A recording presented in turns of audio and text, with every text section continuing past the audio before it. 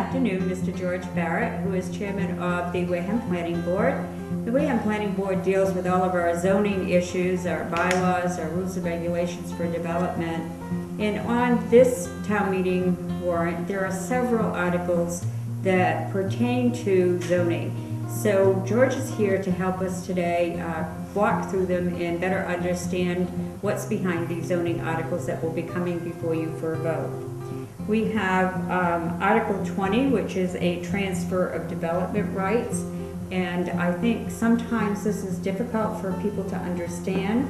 So if we can maybe help them out with it. The article reads to see if the town will vote to amend the zoning bylaws and to add Article 18, a transfer of development rights, which will be a zoning bylaw, rules and regulations, or to take any other action there too. Can you explain to us what a transfer of development is? Yeah, thank you, Claire. It's exactly that. It's a process where a developer can take his development rights from one parcel and move it to another in a more condensed, more dense version. An example of that in this bylaw is in the sending areas, the areas that would be surrendering the development rights. Basically your R60 and your R130 zoning, which is most of your watershed area and your large residential lots. And they would be able to take their inherent rights from those areas and move them into an area where you might want to create a village or redevelop a village area. Things that would, from the developer's aspect, they would not have to build miles of roadway and infrastructure to support houses on 3-acre lots. And from the town's aspect, they would not have to maintain all these roadways feeding 3-acre lots. And it also gives the planning board a better input as to how the development takes place. This is really a planning tool where we can roll our sleeves up and dig right into the planning process of a more dense, structured community, so to speak, or village. As I said, it saves the developer a lot of money in infrastructure costs, and it also saves the town a lot of money from having to maintain that infrastructure in the future. It protects our watershed areas. Without the map in front of me, the R130 is basically your watershed areas, which are from the other side of 25 up to the Plymouth line, roughly, and up to Miles Standish area if you went up that way. You have R60 mostly along, say, the other side of 495 and Route 25 out. What you could do is, say, take 10 acres of land that's sitting on the onset water supply of their watershed area and move the development rights from that parcel to Cranberry Highway, say, someplace where you already have your sewer, your water, your power, all your infrastructure is already in place. You could just enhance a project in that area. One thing, the sending parcel, the parcel that the rights are being surrendered on, would then have a conservation restriction placed on it, so that could not be developed in the future. What the planning board would like to see is some input in that CR, so that we could see what level of public access would be available and make the best deal we can, basically, as far as the payback or the equality between the developer and the town itself. You don't want it to be too one-sided one way or the other as far as the project goes, but it opens the door to a better project, I think, with the input that the planning board will have, and the interaction with the developer, which we wouldn't necessarily get with a conventional subdivision.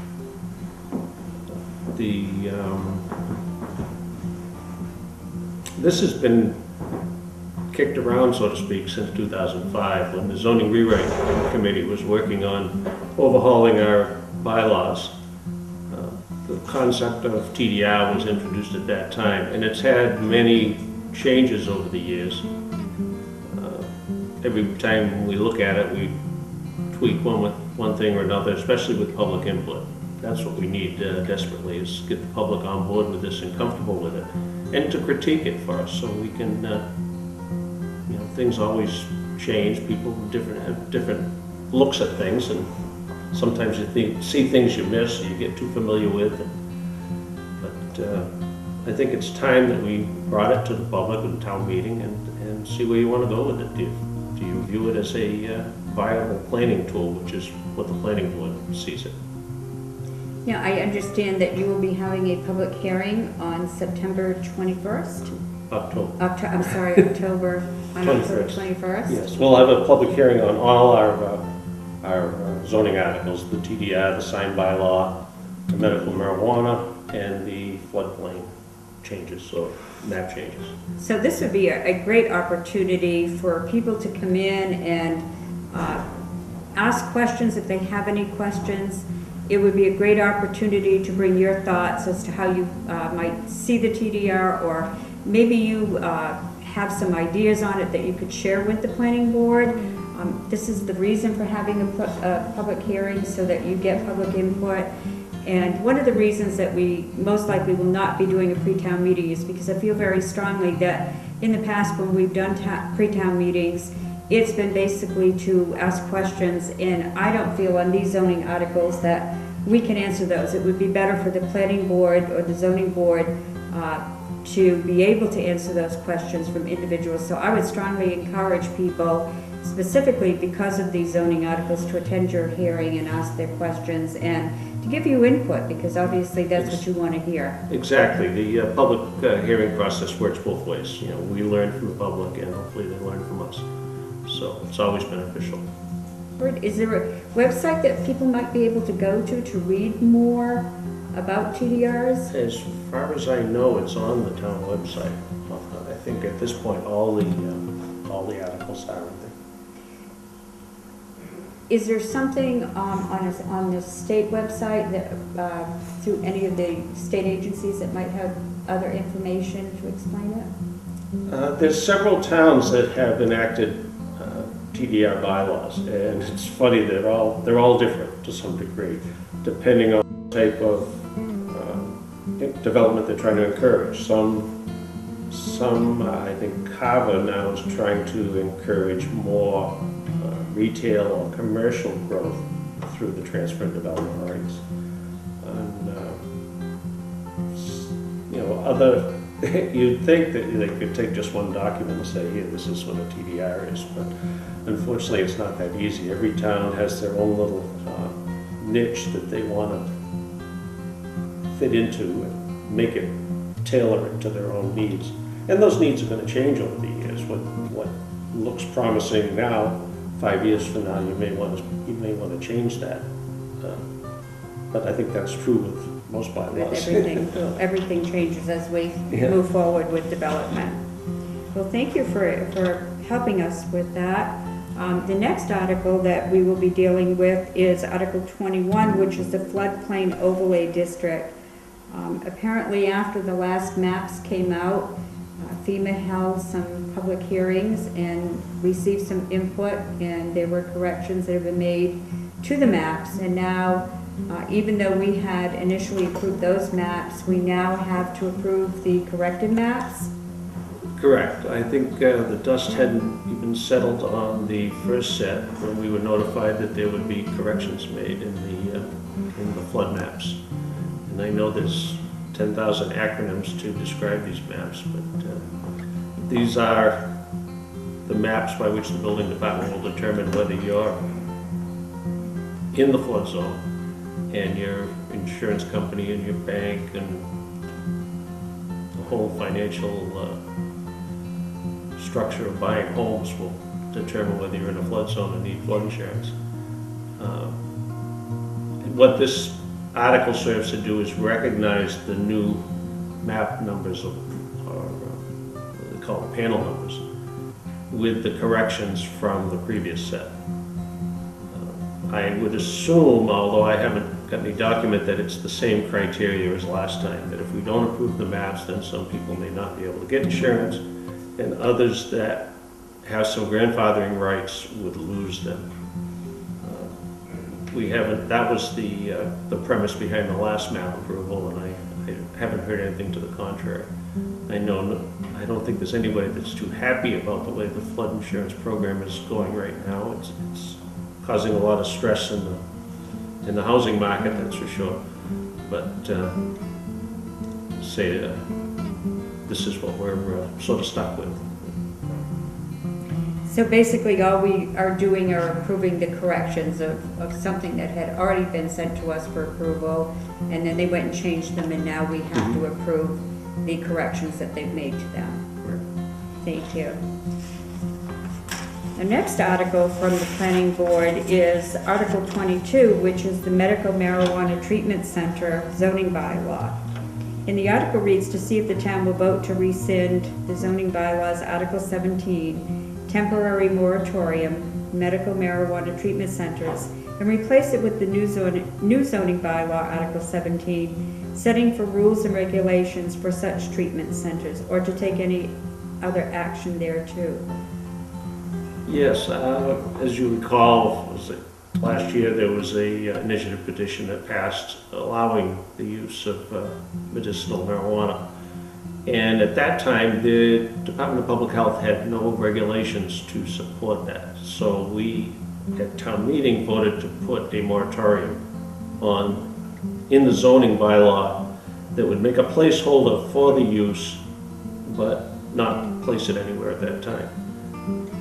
What this article serves to do is insert it into our use table, and what we're suggesting in the institutional zone, which is an area between Main Street and High Street in the area of Toby Hospital, is basically, that is the institutional zone. And we thought that would be the best place to put it, where there is office space available, and it is the medical community. I, like others, question why it's not through the regular pharmaceutical systems, but that's not what's in front of us. The Department of Public Health has created a whole new distribution system for this, and this is the way we have to deal with it. Like I say, we've suggested the institutional zone.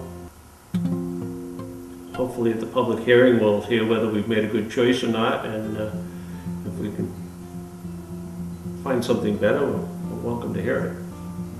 Thank you. The next article that the planning board has before us is Article 23, which is sign regulations.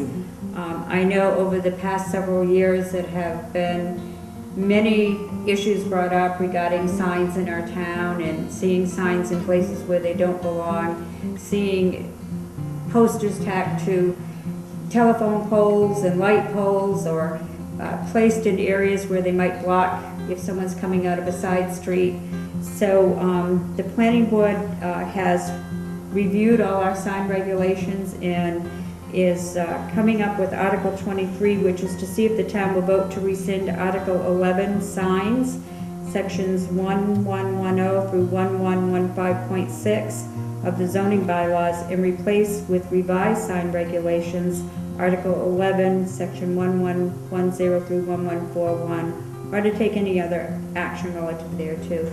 Can you maybe explain what the major changes will be, or what the impact will be for this article? Well, it's everything you want to know about signs, but we're afraid to ask.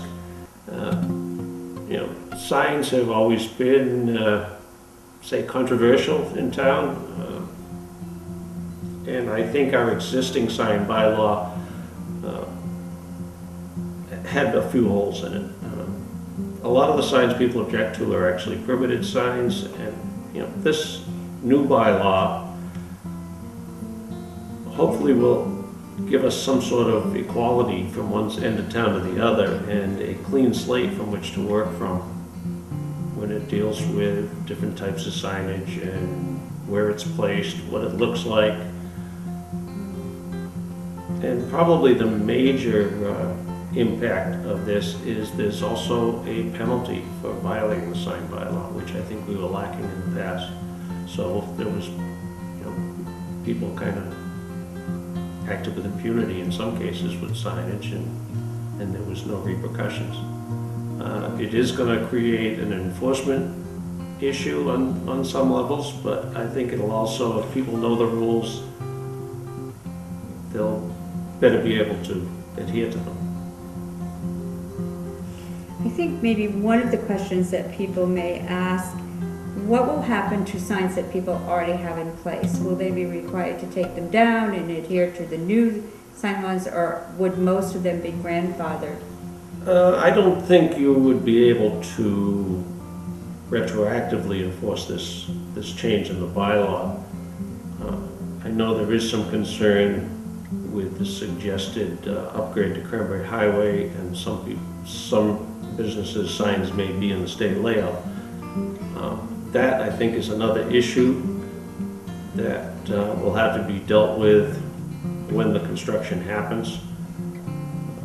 But as far as signs that are illegal now, I don't know what, if there could be any more enforcement than there is now. If they're against the zoning bylaw or against the building code or any other codes, I don't know why they're there now. So I don't know why this bylaw would cause a retroactive action. I don't think you can do anything retroactive. If something was legal today, you couldn't outlaw it. But if it's wrong now, it's wrong after this bylaw also. So.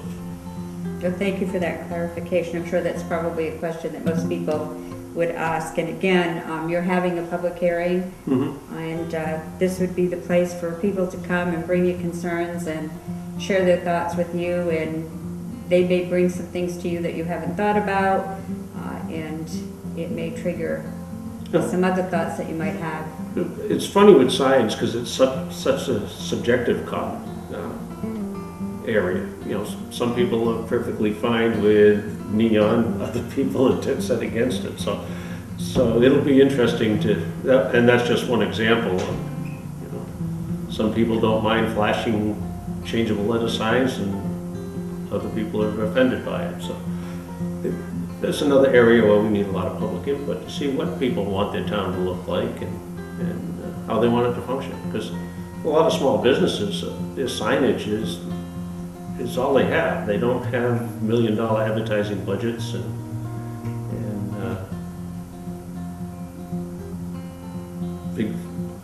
sometimes they're misguided in their use of signs, but hopefully we can open this up and get something everybody can live with and not be offended by.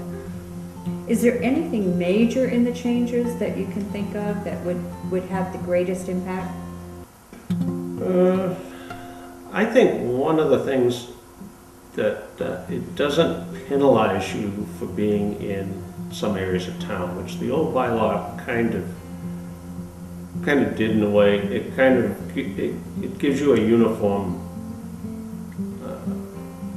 sign standard, so to speak, from one area of the town to the other. So I think a little consistency there will be beneficial.